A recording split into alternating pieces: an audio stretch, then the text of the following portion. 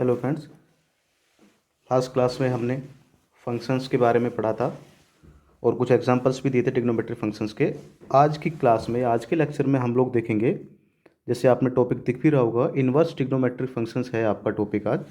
यानी कि हम लोग इन्वर्स देखेंगे, जो ट्रिग्नोमेट्रिक फंक्शंस हैं उनका इन्वर्स देखेंगे, जैसे sine inverse x, cos inverse x, tan inverse x. इसी प्रकार हम लोग आज इसके बारे में डिस्कस करने वाले हैं। अगर आपने लास्ट क्लास फंक्शंस के बारे में नहीं देखी तो आप प्लीज़ पहले लास्ट क्लास जाके देख लीजिए। फंक्शंस के बारे में ब्रीफ इंट्रोडक्शन मैंने दिया हुआ है और कुछ ट्रिग्नोमेट्रिक फंक्शंस के ग्राफ वगैरह भी मैंने एक्सप्लेन किए हुए हैं आपको। ठीक है, तो आप लोग देख लीजिए, उसके बाद फिर इस लेक्चर को देखिएगा। यहाँ से बोर्ड एग्जाम में आपको एक क्वेश्चन बनता है जो कि प्रिंसिपल वैल्यू मेनली पूछा जाता है आपसे। यहाँ से इस चैप्टर से एक क्वेश्चन कंपलसरी है यहाँ से। ठीक है, ओके, चलिए हम लोग अपना लेक्चर स्टार्ट करते हैं। लेक्चर स्टार्ट करने से पहले हम लोग इन्वर्स निकालने से पहले हम लोग देखते हैं जो हमारे पास फंक्शंस हैं उनका कंपोजिशन हम लोग कैसे करते हैं। यानी कि अगर मान के चलिए कि आपके पास दो फंक्शन हैं, पहला फंक्शन एफ है, दूसरा फंक्शन आपका जी है, तो इनके कंपोजिशन का मतलब क्या है कि इन दोनों फंक्शंस को एक साथ मिला के एक नया फंक्शन जनरेट कर देना ही फंक्शंस का कंपोजिशन कहलाता है। अब दो फंक्शंस की मदद से हम कोई तीसरा फंक्शन जनरेट कर सकते हैं, ये तो हम अलग प्रकार से भी कर सकते हैं। जैसे मान के चलिए दो फंक्शन, जैसे अलजेब्रा ऑफ फंक्शन आपने पढ़ा होगा कि दो फंक्शंस हैं, अगर आप उनको प्लस कर देंगे एफ प्लस जी, ये भी एक नया फंक्शन बनेगा। एफ माइनस जी करेंगे, ये भी एक नया फंक्शन बनेगा। एफ इंटू जी करेंगे, ये भी एक नया फंक्शन बनेगा। और एफ बाई जी भी करेंगे, ये भी एक आपका नया फंक्शन बनेगा, जहाँ पे ये जी जीरो नहीं होना चाहिए किसी पॉइंट पे। तो ये भी चार नए ही फंक्शन बनेंगे। लेकिन जो कंपोजिशन होता है जिसके बारे में आज हम लोग पढ़ेंगे, ये एक नए प्रकार से एक दो फंक्शंस को मिला के एक नया तीसरा फंक्शन जनरेट किया जाता है। ठीक है, तो चलिए हम लोग इसकी डेफिनेशन पे चलते हैं। डेफिनेशन कंपोजिशन फंक्शंस की क्या होती है। मान के चलिए कि एफ फंक्शन है आपका किसी भी सेट ए से किसी दूसरे सेट बी में, और जी फंक्शन है आपका किसी तीसरे सेट सी से चौथे सेट डी के अंदर। तो इनके कंपोजिशन का मतलब क्या है। कंपोजिशन हम दो प्रकार से कर सकते हैं फंक्शंस का कंपोजिशन, जिसमें पहले फंक्शंस को बाहरी फंक्शन और जी को दूसरी अंदर वाला फंक्शन बना दिया जाता है। और हम इसको उल्टा भी कर सकते हैं, जी को बाहरी फंक्शन और एफ को अंदर वाला फंक्शन बना के हम लोग कंपोजिशन कर सकते हैं। इनके दो कंपोजिशन है, इसको डिनोट करते हैं हम लोग इस तरीके से। जैसे मान लीजिए दो फंक्शन है, तो इसको इस तरीके से हम लोग डिनोट करते हैं। एक ये बनेगा इसका कंपोजिशन, और एक कंपोजिशन आपका ये बनेगा। यानी कि इसको देखिए हम लैंग्वेज में गोफ, इसको सॉरी फोक बोल देते हैं और इसको गोफ बोल देते हैं।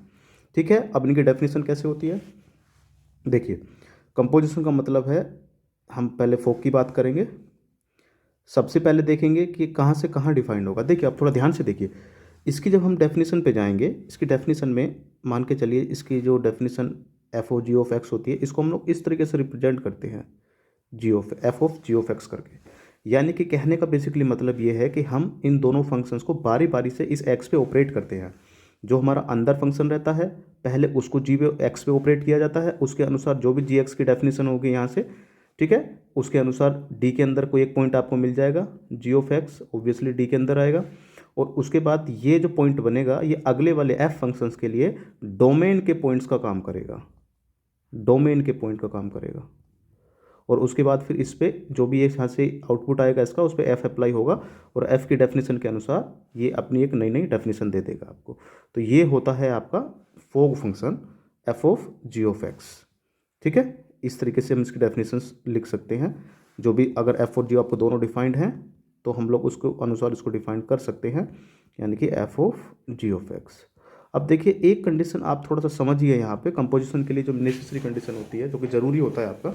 आपने इसकी डेफिनेशन देखी है। अच्छा, दूसरे प्रकार से अगर कंपोजिशन हम लोग देखें, उसमें एफ ऑफ एक्स हो सकता है, यानी कि जी ऑफ एफ ऑफ एक्स, क्योंकि यहाँ पे अब अंदर वाला फंक्शन एफ है तो पहले एक्स पे एफ अप्लाई होगा, उसके बाद फिर जो भी उसका आउटपुट आएगा उस पर आपका जी अप्लाई होगा। तो इस तरीके से हम लोग दो फंक्शंस को दो प्रकार से कंपोजिशन कर सकते हैं उनका, और एक नया फंक्शन जनरेट कर सकते हैं हम लोग। ठीक है, अच्छा, इसमें नेसेसरी कंडीशन देखिए। जब आप मान के चलिए हम लोग फोक पे डिस्कस करते हैं, जब हम फोक निकालेंगे तो फोक में ना आप यह देख रहे हैं इसकी डेफिनेशन में कि सबसे पहले फोक के लिए, जैसे अगर हम इसके डोमेन और रेंज की बात करेंगे, तो जो ये जी है आपका यहाँ पे, क्योंकि आपको इसमें दिख रहा है डेफिनेशन में कि पहले एक्स पे ना जी अप्लाई होगा, तो इसका मतलब एक चीज़ तो कंपलसरी ये हो गया आपका कि जो भी डोमेन होगा इस फंक्शन का, जो भी एफ ऑफ जी फंक्शन का डोमेन होगा, क्योंकि इसको डिफाइंड होने के पहले जी डिफाइंड होना चाहिए एक्स पे। तो इसका मतलब डोमेन जो होगा वो आपका सी का मेंबर होना चाहिए, जिसपे आपका जी आसानी से डिफाइंड हो जाए आपका। क्योंकि जी, अब अगर मान के चलिए सी से बाहर का कोई पॉइंट आ गया तो ज़रूरी थोड़ी है कि जी हमारा उस पर डिफाइंड हो जाएगा। तो ये नेसेसरी कंडीशन ये है कि इसका जो डोमेन होगा वो कंटेंट करना चाहिए आपका सी के अंदर। ये पहली चीज़ हो गई, ठीक है, जो भी एफ ऑफ जी फंक्शन का डोमेन है। उसके बाद देखिए थोड़ा ध्यान से, जी ऑफ एक्स इस पर अप्लाई होगा। जी ऑफ एक्स क्या करेगा, जी ऑफ एक्स यहाँ पे मान के चलिए अगर एक्स सी का मेंबर है तो जी ऑफ एक्स आपको डी के अंदर मिलेगा, और उसके बाद फिर उस पर एफ अप्लाई होगा। तो अब जबकि एफ का डोमेन ए है आपका, तो यानी कि यहाँ से एक बात निकल के आई कि जो भी जी का रेंज सेट होगा वो एफ के डोमेन का मेंबर मतलब डोमेन का सबसेट होना चाहिए, तभी आप एफ डिफाइन कर सकते हो उस पर। यानी कि दूसरी कंडीशन आपको ये मिली है कि जो भी रेंज सेट होगा आपका, यानी कि जैसे इसमें डी है, वो आपको किसके अंदर आना चाहिए, ए के अंदर आना चाहिए। ये नेसेसरी कंडीशंस हैं आपके दो फंक्शंस के कंपोजिशन होने की, एफ ऑफ जी होने की। और अगर उल्टा करेंगे, जी ऑफ एफ करेंगे, तो यहाँ से देख लीजिए। अब चूंकि देखिए इस केस में क्या है कि जो इस फंक्शन पे पहले एक्स है ना, एक्स पहले एफ अप्लाई होगा, यानी कि जो एक्स है ना वो ए के अंदर आना चाहिए, जो कि डोमेन है आपका एफ का। तो कंटे इसके अनुसार ये होगा, और उसके बाद जैसे ही एफ अप्लाई होगा एक्स पे, एफ ऑफ एक्स मेंबर बनेगा बी का, और वो अगले इसके डोमेन के अंदर आना चाहिए, यानी कि बी कंटेंट आना चाहिए आपका सी के अंदर आना चाहिए, ठीक है। तो ये नेसेसरी कंडीशंस हैं कंपोजिशन होने की। मतलब ऐसा कोई ज़रूरी नहीं है कि हर केस में कंपोजिशन हो सकता है आपका। कंपोजिशन होने के लिए दो कंडीशन है। एफ ऑफ जी फोक बनने के लिए सबसे पहले जो भी डोमेन है आपका वो सी के अंदर आना चाहिए, यानी कि जो जी फंक्शन का डोमेन है उसके अंदर मेंबर होना चाहिए। और दूसरी कंडीशन क्या है कि जो जी का रेंज सेट है वो एफ के डोमेन के अंदर आना चाहिए आपका। ये कंडीशंस हैं आपके, और सिमिलरली यहाँ पे भी, ठीक है। तो इस तरीके से कंपोजिशन होता है। एग्जाम्पल के तौर पे मैं आपको दिखा दे रहा हूँ। अच्छा, एग्जाम्पल से पहले आप एक देखिए, इस तरीके से कंपोजिशन होता है। देखिए ध्यान से देख लीजिए इसको, एक छोटा सा ग्राफ है कि ये आपका कोई ए सेट है, ये आपका कोई बी सेट है, और ये आपका कोई सी सेट है। इन्होंने क्या किया है, देखिए जैसे कंपोजिशन इन्होंने जी ओ एफ किया, गोफ किया है, तो इन्होंने ना पहले से ही कंडीशन ये मान ली है। जी ओ एफ होने के लिए कंडीशन क्या थी आपकी कि जो डोमेन है वो ए का मेंबर होना चाहिए, जो कि इसने ए लिया हुआ है, और उसके बाद जो ये बी है, यानी कि जो आपका एफ ऑफ एक्स लिया, यानी कि अंदर वाले फंक्शंस का जो डोमेन है वो उस दूसरे वाले फंक्शन के डोमेन के अंदर आना चाहिए, जो रेंज सेट है, सॉरी। तो उसने बी ही ले लिया है उसको, यानी कि अब यहाँ पे देखिए क्या डिफाइंड है। यहाँ पे जो एफ डिफाइंड है आपका वो ए से लेके बी पे डिफाइंड है, और जो जी डिफाइंड है आपका वो बी से लेके सी पे डिफाइंड है। तो देख रहे, ये दिख रहा है ना, ये कोई ये इक्वल ही हो गया है ये आपका पिछले वाले केस में। यानी कि जो भी आपका गोफ डिफाइंड करने के लिए एफ पहले अप्लाई होगा तो डोमेन ए बन जाएगा आपका। यहाँ पे जो भी गोफ फंक्शन आएगा आपका, जी ओ एफ फंक्शन आएगा, कहाँ से एफ स्टार्ट कर रहा है ए से, और उसके बाद ए से बी पे जा रहा है, और जी क्या काम कर रहा है, बी को सी पे भेज रहा है। तो यानी कि गो फंक्शन आपका ए से लेके सी पे जाएगा, ये है यहाँ पे, ठीक है। इस तरीके से पहले क्या करेगा, एक्स मेंबर आएगा ए का, उस पर एफ अप्लाई होगा, एफ अप्लाई होकर उसको एफ एक्स बना देगा, जो कि बी है उसके रेंज सेट के अंदर आएगा, और उसके बाद फिर इस पर जी अप्लाई होगा, जी इसको सी के मेंबर बना देगा, यानी कि ये रहा उसका डेफिनेशन जो है। यहाँ पे एक्स आ गया, यहाँ पे पहले जब जी ओ एफ ऑफ एक्स निकालेंगे तो जी ऑफ एफ ऑफ एक्स, पहले एक्स पे एफ अप्लाई होगा, वो बी का मेंबर बनेगा, और उसके बाद फिर उस पर जी अप्लाई होगा, तो यानी कि ये एक नया मेंबर बन जाएगा, और यानी कि ये डायरेक्ट ए से लेके कहाँ चला जाएगा, ये सी में चला जाएगा, और ये फंक्शन बन जाएगा आपका गो फंक्शन बन जाएगा, ठीक है। तो कंपोजिशन इस तरीके से होता है आपका दो फंक्शंस का। एग्जाम्पल देख लीजिए इसका। एग्जाम्पल के तौर पे मान के चलिए मैं एक फंक्शन ले रहा हूँ एफ एक्स बराबर एक्स स्क्वेयर, और दूसरा फंक्शन मैं ले रहा हूँ, और आपको पता है कि ये आपका आर टू आर है, ठीक है। और दूसरा फंक्शन मैं ले रहा हूँ जी एक्स बराबर, चलिए ये ले लीजिए साइन ऑफ एक्स ले लीजिए, और जो कि आपको दिख रहा है कि जो जी फंक्शन है वो कहाँ से कहाँ तक है, आर से लेके ऑब्वियसली आप रेंज सेट ले लीजिए इसका, -1 to 1 है आपका।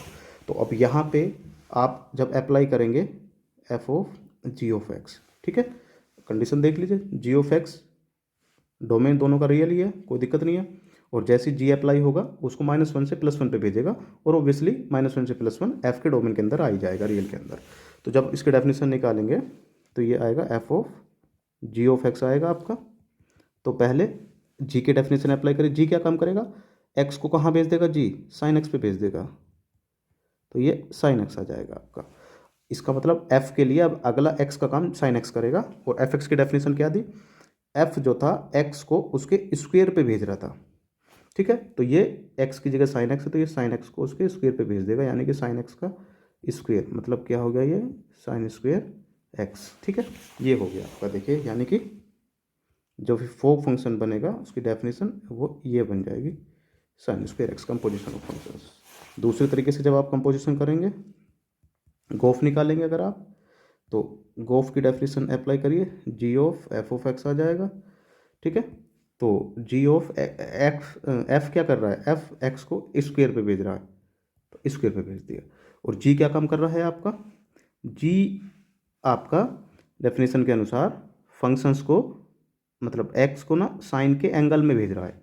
तो अब एक्स की जगह क्या है, साइन एक्स स्क्वायर, तो ये इसको इसके एंगल पे भेज देगा, यानी कि साइन एक्स स्क्वायर, ठीक है। ये रहा, तो यानी कि गोफ आ गया साइन एक्स स्क्वायर और फोग आ गया साइन स्क्वायर एक्स। आपको दिख रहा होगा दोनों जरूरी नहीं है कि इक्वल हों हर केस में। तो ये वो एक जनरल रिजल्ट भी है कि जरूरी नहीं है कि दो फंक्शंस का दोनों तरफ से कंपोजिशन है वो आपका सेम हो, क्योंकि फंक्शंस हैं ये, सेम होने के लिए हर पॉइंट पे सेम वैल्यू होनी पड़ेगी। लेकिन ऐसा कुछ, इसको आप देख के अंदाजा लगा सकते हैं कि ज़रूरी नहीं है कि दोनों सेम ही हों आपके, ठीक है। ओके, अब आगे हम लोग क्या करेंगे, अब यहीं पे डेफिनेशन निकल के आएगी आपकी इन्वर्स फंक्शन की, ठीक है, कंपोजिशन के अनुसार ही। इन्वर्स का हम लोग लास्ट लेक्चर में भी थोड़ा डिस्कस किया था, लेकिन यहाँ ब्रीफली डिस्कस करेंगे। इन्वर्स ऑफ फंक्शन का मतलब क्या है, डेफिनेशन देखिए पहले इसकी, इन्वर्स ऑफ ए फंक्शन की डेफिनेशन क्या होती है। सिंपल डेफिनेशन बता रहा हूँ मैं, मान के चलिए कि एफ फंक्शन है आपका ए से लेके बी तक, ठीक है। तो इन्वर्स का मतलब क्या है, तो इस फंक्शन के इन्वर्स का मतलब मान के चलिए जी फंक्शन आपको मिलेगा, उल्टा उल्टा कहने का मतलब है बी टू ए, एफ जा रहा है ए से बी पे, तो जी आपका बी से ए पे जाएगा, सच दैट कि अगर आप इसका कंपोजिशन करेंगे दोनों तरफ से, f of g of x और चाहे g of f of x करिए, ये हमेशा एक्स ही देगा। मतलब आप इसको ऐसे लिख सकते हैं आई एक्स, जहाँ पे ये कैसा फंक्शन है, इसको बोलते हैं हम लोग, जो कि एक्स को एक्स ही देता है। आइडेंटिटी फंक्शन सुना होगा आप लोगों ने, कि जो फंक्शंस को, जो पॉइंट्स को उसी पे मैप करता है। तो इसका मतलब कहने का ये है कि f of g equals to g of f equals to identity function. ये डेफिनेशन है आपके इन्वर्स ऑफ ए फंक्शन की, यानी कि एफ आपको कोई गिवन फंक्शन है ए से बी पे, तो इसके इन्वर्स का मतलब एक कोई दूसरा फंक्शन जी मिलेगा आपको बी से लेके ए पे, यानी कि उल्टे पे, सच दैट कि दोनों तरफ से इसका कंपोजिशन आइडेंटिटी फंक्शन के बराबर होगा। बेसिकली कहने का मतलब ये है कि एफ और जी एक दूसरे को काट देंगे आपस में। काटने का बेसिकली मतलब ये है कि दोनों खत्म होकर केवल एक्स ही बचेगा, दोनों का जो भी डोमेन का जो भी एक्स आप लेंगे वही बचेगा। मतलब ऑब्वियसली जब आप f of g of x निकालेंगे तो पहले इस पर जी की डेफिनेशन अप्लाई होगी, उसके बाद एफ की डेफिनेशन अप्लाई होगी, तो उसके बाद एक्स देगा, ये आपका सिंपली एक्स देगी। तो इसको बोलते हैं इनवर्स फंक्शन हम लोग जी को। तो जी is called inverse of F, ठीक है। और कैसे डिनोट करते हैं इसको, जी बराबर एफ ऑफ इनवर्स, इस तरीके से डिनोट करते हैं इसको। तो यानी कि कहने का मतलब ये है कि अगर आपका कोई एफ फंक्शन है ए से लेके बी पे, तो इन और इसके इनवर्स का मतलब हो जाएगा बी से लेके ए पे, सच दैट दोनों तरफ से इसका कंपोजिशन, देखिए ध्यान रखना, ये प्रोडक्ट नहीं है, कंपोजिशन है, अभी जो पहले बताया मैंने, दोनों तरफ से इसका कंपोजिशन हमेशा आइडेंटिटी फंक्शन देगा। ये डेफिनेशन है इनवर्स ऑफ ए फंक्शन। और एक, ठीक है, ये बेसिक डेफिनेशन है इसकी। और एक रिजल्ट भी था जो लास्ट लेक्चर में भी मैंने आपको थोड़ा सा आइडिया दिया था उसका, कि हम कैसे पता करेंगे कि एफ का ये इन्वर्स हमेशा एग्जिस्ट करेगा। ऐसा तो कोई ज़रूरी नहीं है कि ये हमेशा एग्जिस्ट करे, ठीक है। तो not necessary, not necessarily exist, ऐसा कोई जरूरी नहीं है कि हर फंक्शन का इन्वर्स एग्जिस्ट करेगा। उसकी कंडीशन ये है, जैसे लास्ट लेक्चर में मैंने आपको डिफाइन करी थी जब हम फंक्शंस के टाइप पढ़ रहे थे, 1 1 1 2 ये वगैरह वगैरह वगैरह, तो वहाँ पे एक डेफिनेशन मैंने ये बताई थी कि अगर फंक्शन आपका if F is bijective, bijective का मतलब फंक्शन आपका 1 1 या इंजेक्टिव होना चाहिए, और उसके साथ साथ फंक्शन आपका ऑन टू, यानी कि आप देखिएगा जाके, दोनों की डेफिनेशन मैंने एक्सप्लेन करी हुई है आपको। यानी कि फंक्शन आपका क्या क्या होना चाहिए, एक है कि वह अच्छादक, दोनों साथ साथ अगर होगा तो उस फंक्शन को बाइजेक्टिव बोलते हैं। देन एफ इनवर्स हर केस में आपका वहाँ पे एग्जिस्ट कर जाएगा। यानी कि फंक्शन अगर आपका 1 1 भी है और साथ ही साथ ऑन टू भी है, तो हम हमेशा कह सकते हैं कि किसी गिवन फंक्शन एफ के लिए there exist some f inverse such that f of f inverse is equals to f inverse of f is equals to identity. यानी कि अगर फंक्शन गिवन आपका एफ, क्योंकि ओब्वियसली आपको तो एफ ही गिवन होगा, आप एफ इनवर्स कैसे ढूंढने जाएंगे? तो उसके लिए कंडीशन ये है कि पहले तो ये पता होना चाहिए ना आपको कि मिलेगा या नहीं मिलेगा एफ इनवर्स आपका। तो अगर फंक्शन आपका 1 1 भी है और ऑन टू भी है, तो हम कंप्लीट डैम श्योर हैं कि वहाँ हमेशा एक एफ इनवर्स मिलेगा जो कि इस कंडीशंस को फॉलो करेगा। यानी कि एक अलग से फंक्शन मिलेगा जिसको हम लोग एफ इनवर्स बोलेंगे। और ये आपका ध्यान रखना, किसी गिवन फंक्शन के लिए एफ इनवर्स जो होता है आपका एक यूनिक फंक्शन होता है आपका। यूनिक का मतलब क्या है कि एक ही एफ इनवर्स मिलेगा, इसके अलावा और कोई दूसरा फंक्शन नहीं मिलेगा आपको। इस तरीके की प्रॉपर्टी फॉलो करेगा। ठीक है, तो ये है डेफिनेशन इनवर्स की आपकी। तो हमें आपको सिर्फ इस चीज़ को माइंड में रखना है कि अगर आप किसी फंक्शन का इनवर्स ढूंढ रहे हैं तो आपको उस फंक्शन को सबसे पहले चेक करना है कि वो बाइजेक्टिव होगा या नहीं होगा। अगर होगा बाइजेक्टिव तो हमेशा एफ इनवर्स एग्जिस्ट करेगा, और अगर बाइजेक्टिव नहीं होगा तो एफ इनवर्स एग्जिस्ट नहीं करेगा। लेकिन अब ऐसा, जैसे लास्ट क्लास में मैं फिर से बता रहा हूँ, फिर से डिस्कस किया था कि अब अगर कोई फंक्शन एक एक ही नहीं है तो ऐसा ज़रूरी नहीं है कि वो एक एक ही होगा ही नहीं। हम उसका डोमेन को रेस्ट्रिक्ट करके हम उस फंक्शन को एक एक ही बना सकते हैं।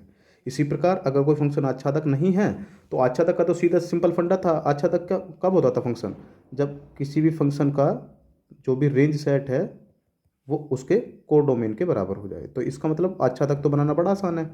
आप फंक्शन का रेंज सेट ढूंढ लीजिए और उसी रेंज सेट को फंक्शन का कोड डोमेन से डिफाइन कर दीजिए, बन गया फंक्शन आच्छादक। ठीक है, और एक एक के लिए मैंने आपको बताया था कि जब फंक्शन आपका, आप थोड़ा यह देख लीजिए कि फंक्शंस पूरा का पूरा जो रेंज सेट है वो कहाँ से लेके कहाँ तक लेके आ रहा है। ठीक है, तो आप उसको फंक्शंस के डोमेन को रेस्ट्रिक्ट करके इन एक एक ही बना सकते हैं, 1 1 बना सकते हैं उसको। ठीक है, अब ओब्वियसली बात है, ये मैं ऐसा क्यों बता रहा हूँ, वो मैं इसलिए बता रहा हूँ क्योंकि हम लोग आज की जो लेक्चर में डिस्कस करने वाले हैं, हम इन्वर्स डिस्कस करने वाले हैं, और वो भी स्पेशल फंक्शन के इन्वर्स डिस्कस करने वाले हैं, और वो भी हम लोग ट्रिग्नोमेट्रिक फंक्शंस के इन्वर्स डिस्कस करने वाले हैं, इन्वर्स ऑफ ट्रिग्नोमेट्रिक फंक्शंस। ठीक है, और आप देख भी रहे होगे, थंबनेल से आपको पता चल रहा है। इन्वर्स हम लोग याद करेंगे ट्रिग्नोमेट्रिक फंक्शंस के, जिसमें सबसे पहला नंबर आएगा हमारा साइन इन्वर्स एक्स का। यानी कि फंक्शन आपको क्या गिवन है यहाँ पे, एफ एक्स जो गिवन है आपको, वो गिवन है साइन एक्स, और इसका इन्वर्स को जो कि एफ इन्वर्स है उसको हम लोग रिप्रेजेंट कर रहे हैं sine of inverse of x से। ये है आपका साइन इन्वर्स एक्स।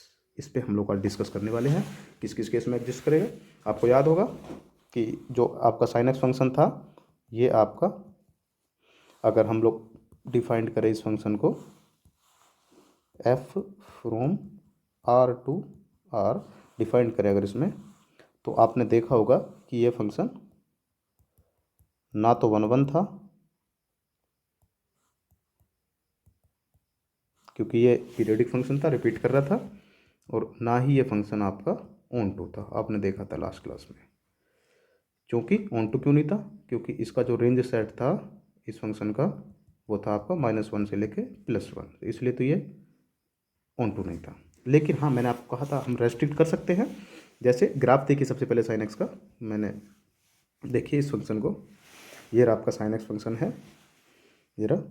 इसी तरीके से मैंने आपको जैसे बताया था, यहाँ से इस तरीके से फंक्शंस का ग्राफ जाता है, ये शेप रहती है फंक्शंस की, ये रहे, ये रहे। तो ओब्वियसली ये -1 सबसे मिनिमम वैल्यू रहती है इसकी, और +1 सबसे हाईएस्ट वैल्यू रहती है। तो यहाँ से लेके, यानी कि -π/2 से लेके +π/2 में ये वैल्यू ले रहा है अपना। उसके बाद फिर से वैल्यू देखिए रिपीट करती जा रही है आपकी, +1 से फिर से -1 जा रही है, उसके बाद फिर से -1 से +1 हो जा रही है, फिर से +1 से -1 जाएगी, फिर से -1 से +1 हो जाएगी। आप इधर देख लीजिए, -1 से फिर से +1 हो गई, उसके बाद +1 से फिर से -1 हो गई। तो देख रहे हैं ना कि आपकी वैल्यू -1 से लेके +1 तक जा रही है, और वो भी कंटिन्यूसली जा रही है, कहीं भी ब्रेक नहीं लग रहा है फंक्शन के ग्राफ में। तो इसका मतलब ये है कि जब बार बार मैंने एक से ज़्यादा पॉइंट से फंक्शन की वैल्यू आती है तो वो फंक्शन 1 1 नहीं हो पाता। ठीक है, ऑन टू के लिए आपको दिख रहा है कि केवल -1 से लेकर +1 ही जा रही है। हाँ, अब देखिए, अब इसको कैसे रेस्ट्रिक्ट करेंगे हम सबसे, क्योंकि हम इसको 1 1 ऑन टू बनाना है ना इनवर्स एग्जिस्टेंस के लिए। तो 1 1 बनाने के लिए सबसे अच्छा साधन है कि इसका डोमेन रेस्ट्रिक्ट कर दीजिए। मतलब डोमेन का रेस्ट्रिक्ट का मतलब क्या है कि आप वो वाला पोर्शन ले लीजिए जिस पोर्शन में वो पूरा का पूरा रेंज सेट ले रहा होगा अपना। जैसे ये फंक्शन यहाँ से -1 से लेके और +1 में पूरा का पूरा रेंज सेट ले रहा है, -1 से लेके +1 तक वैल्यू आ जा रही है, कहाँ से कहाँ तक, -π/2 से लेके +π/2 के बीच में इसकी आ जा रही है। उसके बाद फिर से देखिए, फिर से वैल्यू ये इसके अंदर भी आ जा रही है, ठीक है, फिर यहाँ से यहाँ भी आ जा रही है, यहाँ से यहाँ भी आ जा रही है, तो बहुत सारे पोर्शंस में आ जा रही है। लेकिन आपको सारे पोर्शंस नहीं लेने हैं, क्योंकि देखिए मैंने इनको बोलते हैं एक्चुअल में ऐसे फंक्शंस जो भी पूरा रेंज सेट अपना ले रहा है उसको हम लोग बोलते हैं ब्रांचेस, यानी कि उसकी शाखाएं। तो एक ब्रांच ये बन गई इसकी, दूसरी ब्रांच ये बन गई इसकी, तीसरी ब्रांच ये बन गई इसकी, जिसमें उसका पूरा का पूरा रेंज सेट आ जा रहा है, ठीक है। तो अब हम इन सारी ब्रांचेस को ना लेके, क्योंकि इन सभी ब्रांचेस में सेम बिहेव दिखा रहा है फंक्शन आपका, तो हम एक मेन ब्रांच ले लेते हैं। मोस्टली हम लोग जो जीरो के नेबरहुड वाली ब्रांच रहती है उसी को कंसिडर करते हैं, जो जीरो के आसपास रहती है। तो इस वाली ब्रांच को जब हम जो लेते हैं उस ब्रांच को हम लोग बोलते हैं इस फंक्शंस की प्रिंसिपल ब्रांच, यानी कि मुख्य शाखा इसकी, ठीक है। क्योंकि मुख्य शाखा में फंक्शंस कंप्लीट रेंज सेट ले रहा है और उसमें कहीं भी रिपीट भी नहीं कर रहा है ये। तो इसका मतलब ये है कि हम लोग जो sin x फंक्शन है, यानी कि जो f फंक्शन है, उसके डोमेन को तो बना देंगे -π/2 से लेके +π/2, इसका ये तो बना दिया डोमेन मैंने, ठीक। अब रेंज सेट के लिए, क्योंकि ऑन टू भी रखना, देखिए इस चीज़ को करने से ये फंक्शन मेरा 1 1 बन गया, देखिए, यानी कि यहाँ से लेके वो यहाँ तक कहीं भी रिपीट नहीं कर रहा है फंक्शन। देख लीजिए आप, मैं आपको ठीक से दिखा दे रहा हूँ, ये रहा, यहाँ से स्टार्ट कर रहा है और उसके बाद फंक्शंस कहीं भी रिपीट नहीं कर रहा है आपका, लगातार -1 से +1 जा रहा है, कहीं भी 2 पॉइंट्स पे सेम वैल्यू नहीं ले रहा है। तो इसका मतलब फंक्शन इस चीज़ को लेते ही फंक्शन आपका इस पूरे के पूरे ब्रांच में 1 1 बन गया। और रेंज के लिए आपको पता ही है, जो भी रेंज सेट है यानी कि कोडोमेन है वो रेंज सेट दें, यानी कि इस पोर्शन में -π/2 से लेके +π/2, -π/2 टू +π/2 से -1 to 1, इस केस में ये फंक्शन जो है आपका, जो sin x फंक्शन है, ये आपका 1 1 भी हो गया और उस केस में ये आपका ऑन टू भी बन गया। अब जैसे ही 1 1 ऑन टू हुआ, इसका मतलब कि फंक्शंस का आपका इस केस में इन्वर्स एग्जिस्ट कर जाएगा आपका, जो कि हमें चाहिए था, यानी कि, और इसके इन्वर्स को हम लोग स्पेशली इस तरीके से रिप्रेजेंट करते हैं साइन ऑफ इन्वर्स एक्स, ये आपका एग्जिस्ट कर जाएगा। और जैसे इसकी डेफिनेशन थी इन्वर्स फंक्शन की, कि इन्वर्स फंक्शन उल्टा डिफाइंड होता था, तो इन्वर्स फंक्शन कैसे डिफाइंड हो जाएगा आपका यहाँ पे इस केस में, तो इन्वर्स फंक्शन जब आपका डिफाइंड हो गया तो इन्वर्स फंक्शन हो जाएगा ये आपका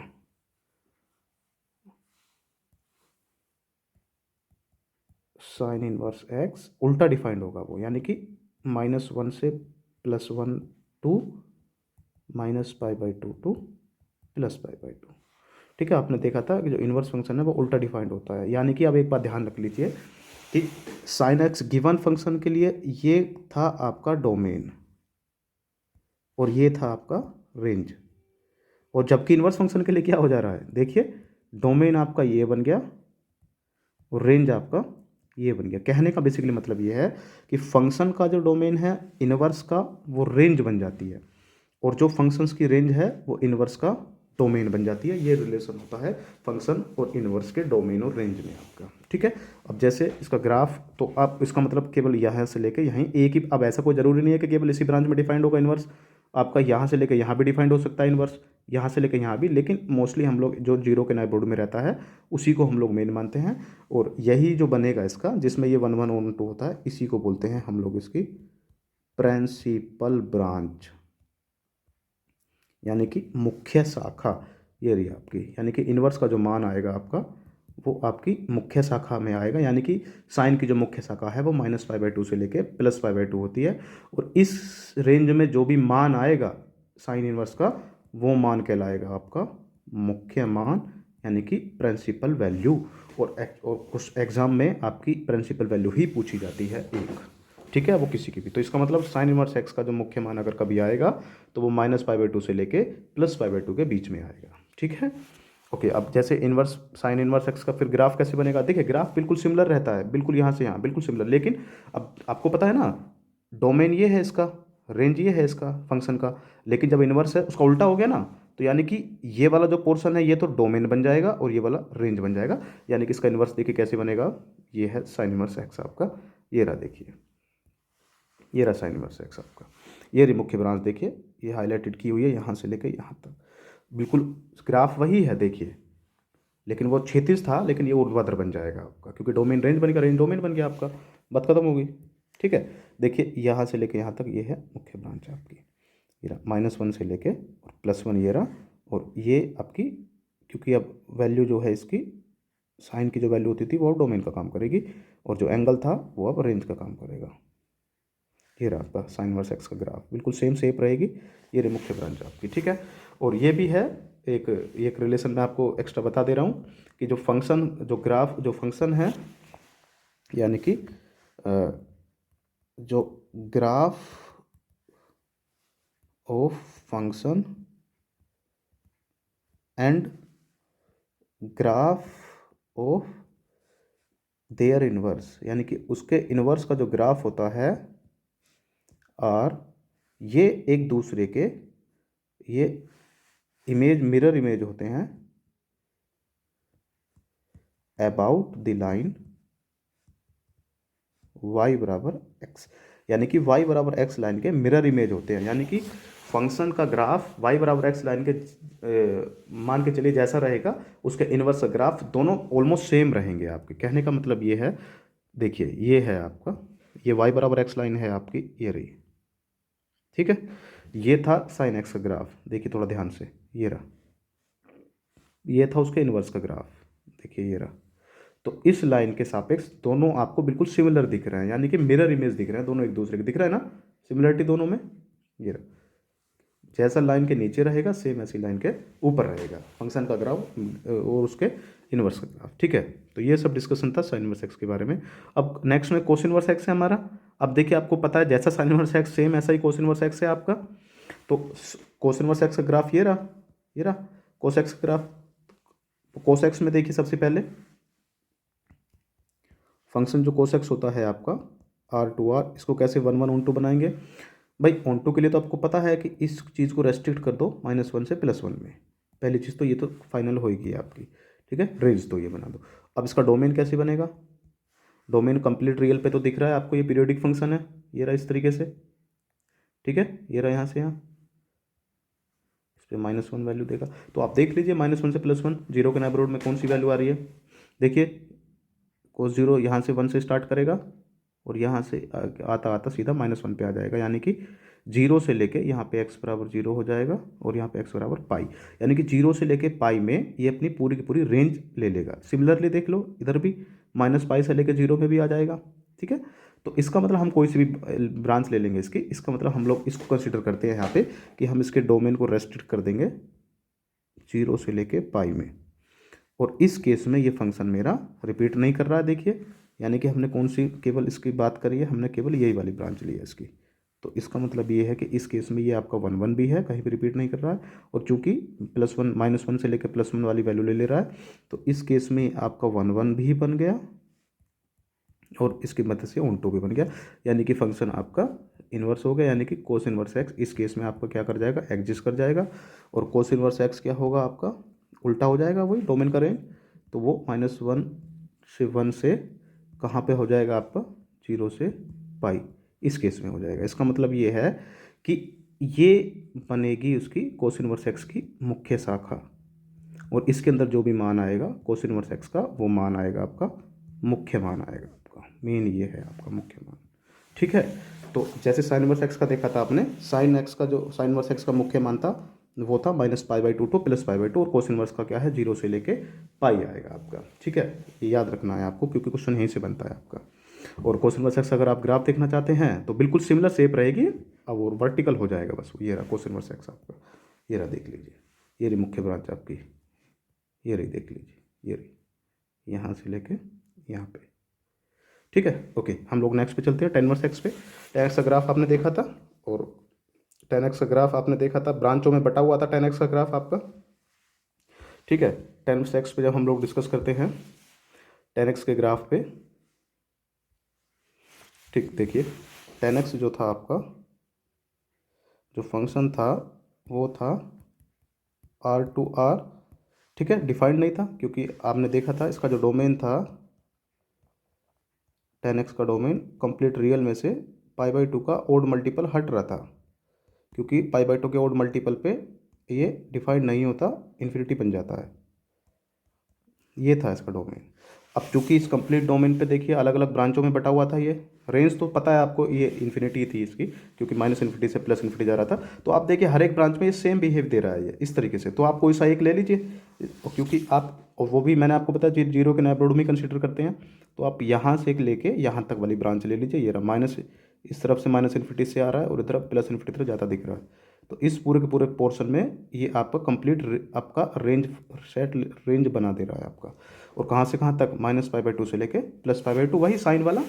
तो इसका मतलब है कि अगर आप लोग इसके डोमेन को रेस्ट्रिक्ट कर देंगे -π/2 से, सॉरी ये ओपन इंटरवल बनेगा क्योंकि -π/2 और +π/2 इंक्लूड नहीं रहेंगे, ये रहे डैश डैश करके दिखा रखा है ना, उस पर डिफाइंड नहीं है ये।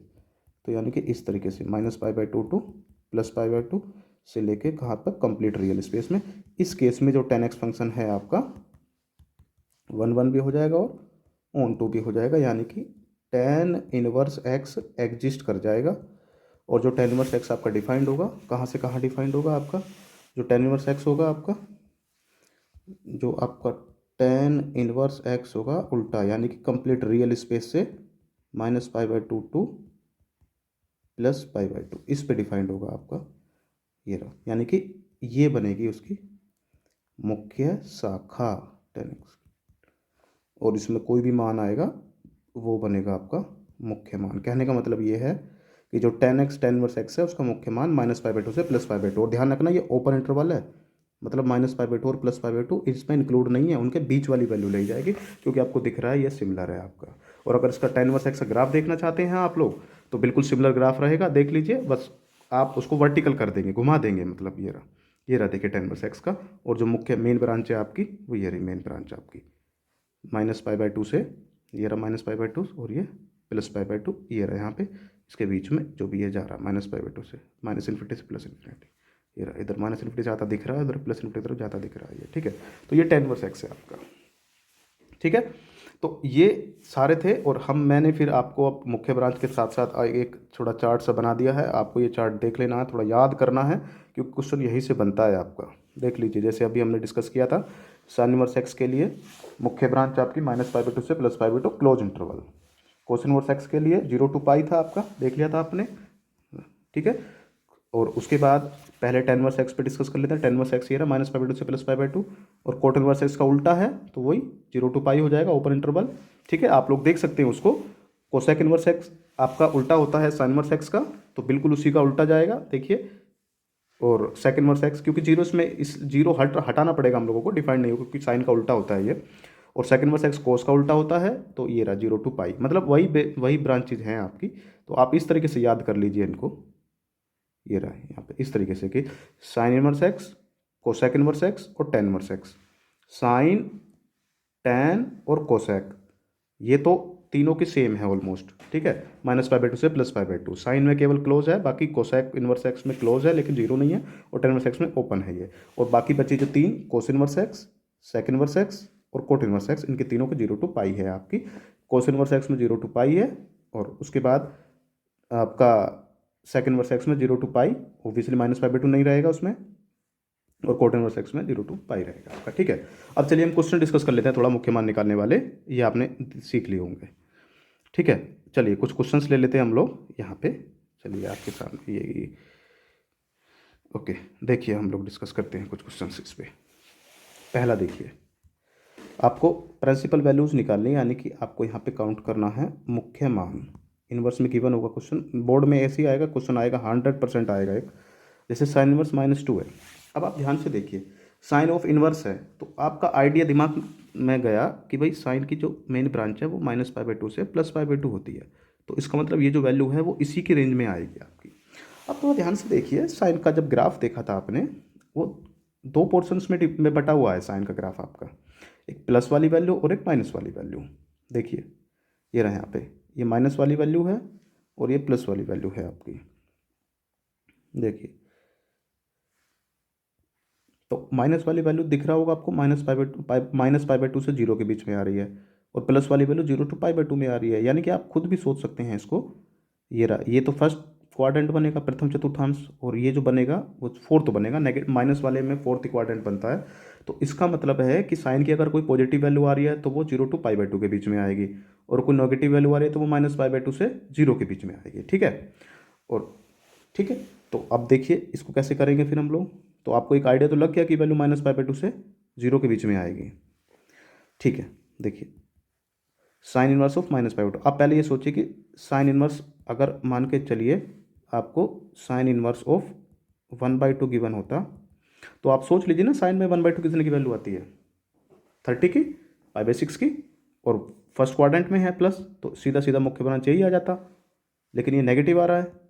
तो नेगेटिव वाले केस में हम लोग क्या करेंगे, नेगेटिव वाले केस में हम लोग एक चीज़ याद रखिए, साइन इनवर्स जो भी कोई एक्स होगा, मतलब माइनस अगर एक्स है तो minus of sine inverse x क्या होगा, क्योंकि ये पैरेलल रहता है जीरो के सिमिलर रहता, सॉरी पैरेलल नहीं, सिमेट्रिक रहता है। -π/2 to 0 वही, 0 to π/2 वही रहेगा, केवल चिन्ह का डिफरेंस रहेगा।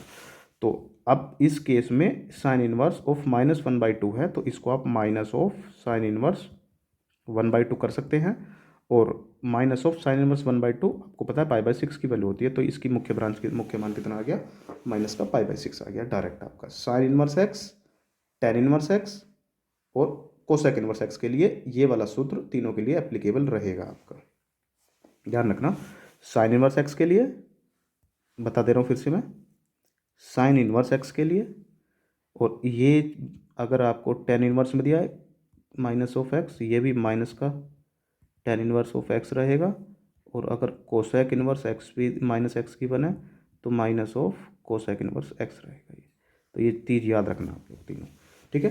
कोस के लिए, सेक के लिए और कोट के लिए एप्लीकेबल नहीं है, क्योंकि आपने देखा था उनकी मुख्य ब्रांच 0 to π के बीच में होती है। तो 0 to लेके इसको दो पार्ट में डिवाइड कर सकते हैं, 0 to π/2 अलग और π/2 to π अलग। तो फर्स्ट क्वाड्रेंट है ये, और फर्स्ट क्वाड्रेंट में आपको पता है सभी पॉजिटिव रहते हैं, तो यानी कि यहाँ पे वैल्यू जिसकी भी आएगी वो पॉजिटिव वैल्यू ही आएगी, और नेगेटिव वाली कोस की, सेक की और कोट की π/2 to π के बीच में जाएगी उनकी वैल्यू। उनके लिए आप एक सूत्र याद रख लेना बस, उनके लिए आप ये सूत्र याद रख लो मुख्य ब्रांच के लिए, तीनों के लिए, कि